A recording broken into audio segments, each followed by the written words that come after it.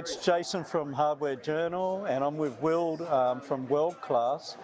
Will's going to talk a bit about Weldclass business and what they're about, but then we're going to hone in on these very important helmets for welding as well.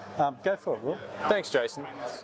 We're a growing brand in the welding sector across both the DIY, light trade and semi-professional channels. So we're putting a lot of work into growing those areas with a wide range, and you can see some of that behind me with accessories and grab packs and stuff that's really designed to help the customer out.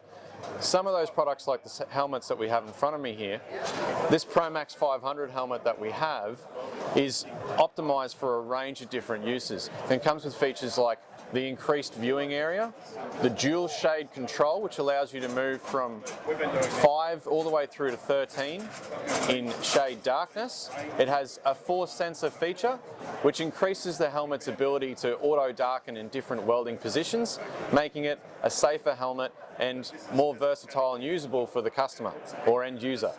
So these helmets are also impact rated. So whilst they are a welding helmet, they have a grind mode, and you can use them for grinding or chipping away the slag after a weld, and that impact rating means that you're a little bit safer and you're not having to switch off for a safety lens or safety glasses. It's a pretty good bit of gear. Feeling the helmets, they're very lightweight, but obviously good for impact.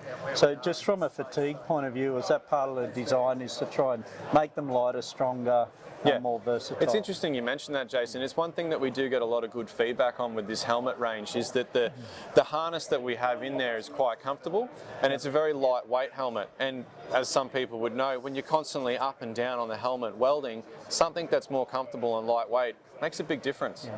Really good to hear about your business and also about the helmets. Hopefully you have success over the show, and good to meet you, Will. Thank you very much. Mate, thanks for your time. I appreciate it.